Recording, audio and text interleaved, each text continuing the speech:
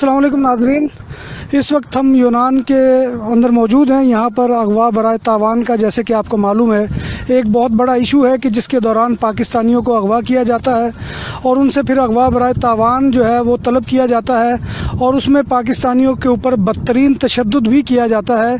ये यहाँ पर मामला काफ़ी अरसे से चल रहा है और हमने इस मामले को अपनी वेबसाइट के ऊपर www.bbcupdate.com और फिर पाकिस्तानी मीडिया ने भी इसको हाईलाइट किया, जिसके बाद काफ़ी लोगों की जो रिहाई तुर्की में मुमकिन हुई थी। लेकिन यूनान में भी ये सिलसिला जो है बहुत अरसे से जारी है और यहाँ पर बदकिस्मती की सबसे बड़ी ये बात है कि इस वाक़यात में जो अगवा कुनिंदगान हैं वो उनका ताल्लुक भी पाकिस्तान से है और अगवाकारों का ताल्लुक पाकिस्तान से है, जबकि मुग़वी भी जो है वो पाकिस्तानी है। तो लिहाजा इस हवाले से आज हमने यहाँ पर एक ऐसे मुतासरा शख्स को बुलाया है कि जो इस अगवा बराए तावान के नतीजे में जो है रिहा हुआ है। मोहम्मद अमीन उनका नाम है। मोहम्मद अमीन साहब, पहले तो आप अपने बारे में बताएं कि आपका ताल्लुक किस इलाके से है और आपका पूरा नाम क्या है। बिस्मिल्लाहिर्रहमानिर्रहीम। मेरा नाम मोहम्मद अमीन है। सियालकोट का मैं रहायशी हूँ और तहसील डस्का, ज़िला सियालकोट, और गांव मेरा वडाला संधवा है। अच्छा अमीन साहब, मुझे ये बताएं कि आपको किस रोज़ अगवा किया गया था। मुझे इतवार की रात को अगवा किया गया। तारीख याद है आपको? तारीख नहीं याद मेरे को। हाँ। इतवार की रात को तकरीबन 9:30 बजे मेरे को अगवा किया गया। अच्छा, और कितने दिन आपको अगवाकारों ने रखा? 4 दिन उन्होंने रखा मुझे। 4 दिन रखा। और 4 दिन क्या उन्होंने आपके ऊपर तशद्दुद भी किया? बहुत ज़्यादा किया। 4 दिन उन्होंने हाथ पीछे बांध दिए, हाँ। पाँव भी बांध दिए, हाँ। और ना खाने को दिया ना पीने को दिया, हाँ। ना वो टॉयलेट इस्तेमाल करने देते थे। अच्छा। सिर्फ मारते थे और फ़ोन करवाते थे। बोलते थे पाकिस्तान भी फ़ोन करो, इधर यूनान में भी सब दोस्तों को फ़ोन करो। उन्होंने 10,000 रुपये मांगे। 10,000 यूरो मांगे। 10,000 यूरो। अच्छा। फिर वो मारते थे, फ़ोन करते थे। इधर फिर राब्ता किया मैंने। खावर भाई हैं, आसप्रो पिरगोस में दुकान है उनकी। जी। शाहिद भाई हैं साकी अल्फसीना के, उनसे राब्ता किया। उन्होंने फिर राब्ता किया आगे पुलिस से। उन्होंने सब बात की। उन्हें बहुत मारते थे। और किस चीज़ से मारते थे वो आपको? वो एक डंडा भी उन्होंने रखा था। चपेड़े भी मारते थे, रस्सी से भी मारते थे। वो सिर्फ मारते थे, बोलते पैसा दो, जितनी जल्दी हो उतनी जल्दी पैसा दो। और उसकी वीडियो बनाते थे बाकायदा आपके मारने की? जी, ये मेरे को नहीं, मेरी आंखें भी बांधी थी, कान भी बांध किए, हाथ भी बांधे हुए थे। सिर्फ मुझे कोई मालूम नहीं था किधर था, कोई नहीं। वो बोलते थे सिर्फ जब जिस टाइम वो आते थे मारते थे, उस टाइम मेरे को पता चलता इधर कोई है। और वो पाकिस्तानी थे? उनके साथ वो ग्रीकी थे। और क्योंकि मैं अपनी ज़ुबान में बात करता था दोस्तों को, उनके जाहिर सी बात उनके साथ पाकिस्तानी भी थे कि जो उनको बताते होंगे कि उनको बताते हैं। अगर मैं कोई दूसरी बात बोलता था उस टाइम वो मुझे को मारते थे। अच्छा, इस दौरान जो है बाद में ज़ाहिर है आपको पता तो होगा, आपके घर वालों पे क्या गुजरती होगी जब वो वीडियो उन्होंने भिजवाई होगी आपकी? मेरी वालदा बहुत बीमार थी। भाई मेरे को फ़ोन किया, वो बहुत परेशान हो गए। सबसे राब्ता किया। इस टाइम मेरी वालदा बहुत सख्त बीमार है इस वजह से। और मुझे ये बताएं कि क्या कोई दुश्मनी वगैरह थी या कोई आपका किसी के साथ झगड़ा था कि जिसके नतीजे में सारा कुछ हुआ है? नहीं, मेरा किसी से कोई झगड़ा नहीं था, किसी से कोई लड़ाई नहीं थी। मैं अपना काम करता था आर्गोस में, माल्टे का। जी। उधर से 2 लड़के पाकिस्तानी, उन्होंने हमसे बोला हमको करोपी छोड़ना है। करोपी एयरपोर्ट के नज़दीक मार्को पोलो, उधर उनको लेकर आए। उधर स्टेशन के पास उनको छोड़ा है। छोड़ के मैंने गाड़ी आगे ली है चौक से वापसी यू टर्न लेना था। उधर ही 2 गाड़ी आई हैं, एक अगली साइड पे लगाई है, एक पिछली साइड पे। दोनों ने उन्होंने बोला, जैसे उतरे उन्होंने हाथ रखा आंखों पर, हाथ रख के उन्होंने पकड़ा मेरे को, हाथ बांधे पीछे और अपने डाले में फेंक दिया। तो जिस वक्त ये वारदात आपको अगवा करने की हो रही थी तो गिरदोनवा में कोई लोग मौजूद नहीं थे? नहीं, उधर कोई नहीं था। वो थोड़ा सा जो स्टेशन था उससे थोड़ा सा दूर था। अच्छा। उधर लाइट भी नहीं थी, कुछ नहीं था। और कितने दिन आप अगवा रहे? मैं 4 दिन अगवा रहा। और चारों दिन आप पे ऊपर मुतवातर तशद्दुद होता? जी, बहुत ज़्यादा। अस्पताल भी रहा हूँ मैं, दवाई भी ली है मैंने। शाहिद भाई, खावर भाई मेरे को लेकर गए, उसके बाद फिर। अच्छा, इस दौरान वो खाने पीने के लिए भी कुछ देते रहे कि नहीं आपको? सिर्फ उन्होंने 4 दिनों में एक तिरो पिता दिया, वो भी मुकम्मल। मतलब ज़रा लोगों को बता दें हमें। तिरो पिता एक रोटी छोटी समझ लो, एक छोटा सा टुकड़ा वो दिया उन्हें। थोड़ा इतना देते थे। पानी भी नहीं, पेशाब भी नहीं करने देते, टॉयलेट भी नहीं जाने देते थे, कपड़ों में सब कुछ उधर ही बांध। सिर्फ मारते थे, बोलते पैसे दो 10,000 यूरो उन्होंने। तो फिर आपकी रिहाई किस तरह से अमल में आई? शाहिद भाई ये इससे रब्ता किया था, इसको बोला था पैसे के लिए, इन्होंने रब्ता किया पुलिस से। जैसे पुलिस से रब्ता किया, उन एक लड़का था पाकिस्तानी, मैंने उससे भी मदद मांगी। जिस तरह मैंने उससे मदद मांगी, शाहिद भाई से मांगी, सबसे मांगी, वो लड़का भी जो उनसा था वो उनके साथ मुलव्वस था। वो मेरे से भी राब्ते में था, मेरे से बोलता मैं तुम्हारी मदद करता हूँ, तो वो उनके साथ भी मुलव्वस था। जस्ट हम वो बोल रहा है मैं जा रहा हूँ उधर स्टेशन पर पैसे देने के लिए, उधर शाहिद भाई भी है, उधर रकम लेकर आ गए, खावर भाई भी, और इनके साथ 2-3 दोस्त और भी थे। उससे पूछा भाई तुम किधर हो, क्या है? उसने बोला मेरे को मोहम्मद अमीन ने बोला है कि जाके उधर पैसे 2 लड़के आ रहे हैं, वो भी पैसे लेकर आ रहे हैं। इन्होंने इनको थोड़ा सा उधर शक उस पे था, इन्होंने उसको पकड़ लिया उधर, बोला अगर तेरे को बोल रहा है वो हमको भी बोल रहा है पैसे, तुम उनके साथ मुलव्वस हो। इन्होंने पकड़कर उधर थाने में उसको दे दिया।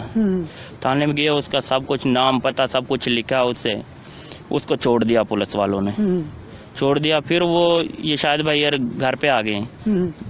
ये फिर एक दिन के बाद में फिर उन्होंने सबसे राब्ता किया जी। शाहिद भाई ने किस तरह इस लड़के का हाथ है इसमें, इसने अगवा करवाया है। फिर वो शाहिद भाई ने उससे राब्ता किया है कि भाई तुम्हारा हाथ है, अगर तुम अपनी रिहाई चाहते हो, अपना दफा चाहते हो, तो तुम हमारे लड़के को ढूंढने में मदद करो। सही। वो बोल रहा मैं मदद करूंगा। फिर उन्होंने एक रात को मेरे को, जो चौथी रात गुजर गई, अगली रात जैसे शाम, उन्होंने मुझे एक दवाई दी जिससे मैं बेहोश हो गया। अच्छा। बेहोश हो गया, उन्होंने मुझे कहीं जंगल में फेंक दिया। अच्छा। जंगल में फेंक दिया। रात में उधर रहा हूँ। रात के बाद में जब मेरे को होश आया, जब मैंने उधर उठकर देखा, गाड़ी में ही था मैं बीच में, उठ के, हाँ जी अपनी गाड़ी में ही था, मेरे गाड़ी खुद की, उसमें था। उसमें होश आया, उधर एक बकरी वाला उधर से जा रहा था, उससे मैंने राब्ता किया, मेरा फ़ोन कराओ, शाहिद भाई को राब्ता किया, दूसरों को किया, फिर इस तरह मेरे को जौन से।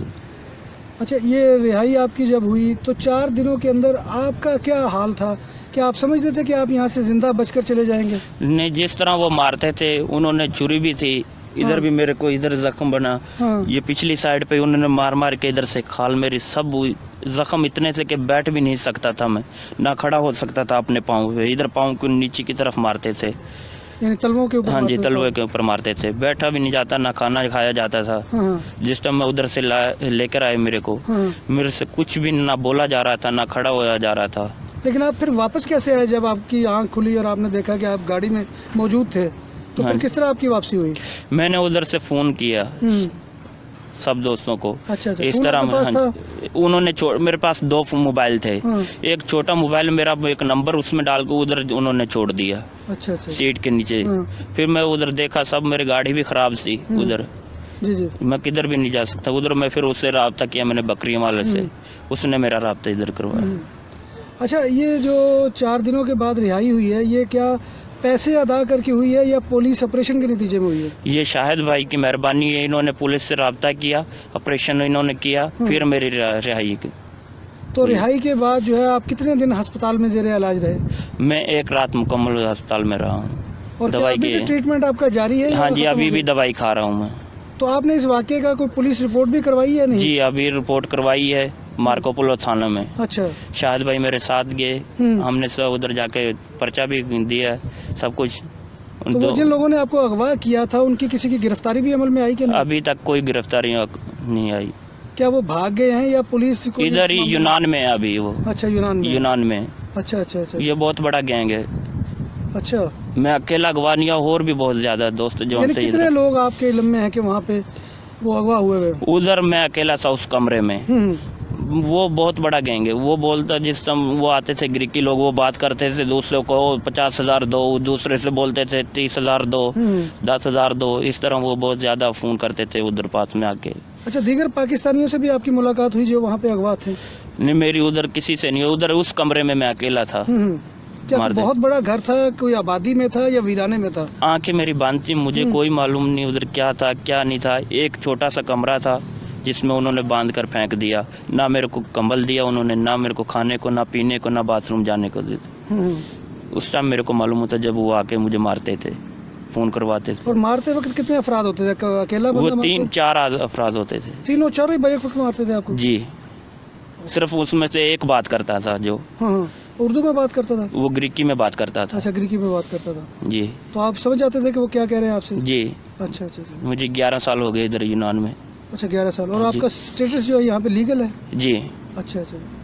चले, बहरहाल ये एक वाक़या जो हमने आपके सामने पेश किया है, अगवा बराए तावान का ये वाक़या है कि जिसमें ये पाकिस्तानी मोहम्मद अमीन नौजवान जो है, इसको अगवा किया गया था और कितने हज़ार डॉलर की डिमांड की थी?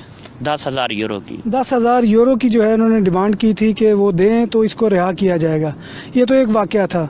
और उससे पहले जो तशद्दुद करते थे, जैसा कि हमने तुर्की में देखा है कि वो जिस्म को जलाते थे, क्या आपके साथ भी कोई ऐसा मामला हुआ? नहीं, जलाते नहीं थे, मारते थे सिर्फ। हाँ एक मोटा सा उन्होंने डंडा रखा हुआ, उससे मारते थे इस पिछली साइड पर। हाँ। और हाथ मेरा एक दफ़ा भी उन्होंने 4 दिन में नहीं खोले पिछली साइड से। तो नाज़रीन मोहतरम, ये वो कैफियत है यहाँ पे यूनान के अंदर भी, तुर्की के अंदर भी। वो नौजवान के जो सुहाने ख्वाब लेकर पाकिस्तान से चलते हैं अपनी ज़िंदगियों को बदलने के लिए, अपने अजीज़ व अकारब की ज़िंदगियों को बदलने के लिए, लेकिन उन्हें ये मालूम नहीं होता कि इस पुरकठन रास्ते के अंदर जो है कितनी मुश्किलात और कितने मसाइब आएंगे। अभी एक मोहम्मद अमीन की मिसाल आपके सामने है कि जिन्होंने हमें ये बताया, और मोहम्मद अमीन के अलावा बेशुमार ऐसे लोग हैं कि जो यहाँ पर इस तरह का विक्टिम बनते हैं, इस तरह के मामलात का शिकार होते हैं और अपनी ज़िंदगियों को दाव पर लगा देते हैं। और बेशतर वाक़यात में हमें ये भी पता चला है कि बाज़ नौजवान जो है वो ज़ख्मों की ताब या तशद्दुद की ताब ना लाकर जो है अपनी जान की बाजी भी हार जाते हैं। जैसा कि हमने पहले भी एक प्रोग्राम में आपसे अर्ज़ किया था कि नौजवानों को पाकिस्तान में जो इस वक्त मौजूद है कि वो थोड़ी खा लें, लेकिन अपनी ज़िंदगी को कभी भी इन एजेंटों के जो है हवाले मत करें। और ये लोग जो है उनकी ज़िंदगियों के साथ खेलते हैं। ऐसी कश्तियों पर सवार करा दिया जाता है कि जो डबो दी जाती हैं, ऐसे रास्तों से लाया जाता है कि जो इंतहाई पुरखतर होते हैं। जैसा कि पहले हमें एक प्रोग्राम में शाहिद साहब ने बताया था कि बाज़ नौजवान जो है वो बर्फ़ानी रास्तों पर चलते हुए अपने आज़ा तक खो बैठते हैं। कईयों के पाँव नहीं होते, कईयों की टांगें जो है वो ख़त्म हो जाती हैं। तो लिहाजा ये ज़िंदगी जो है ये इख्तियार करने से बेहतर है कि आप अपने अजीज़ व अकारब को अज़ाब में ना डालें और दूसरे मामलात ना करें। तो मैं इसी गुजारिश के साथ इस प्रोग्राम को यहीं पर इख्तिताम करूँगा कि मोहम्मद अमीन हमारे सामने एक मिसाल है। तो खुदारा जो है ये मामलात ना करें इस तरह। आपकी बड़ी मेहरबानी है, अपनी ज़िंदगियों को महफूज बनाएं, अपने मुस्तकबिल को महफूज बनाएं। इसी के साथ मैं इजाज़त चाहूँगा मिर्ज़ा नदीम बेग, कैमरामैन माजिद मल्ली के साथ। अल्लाह हाफिज़।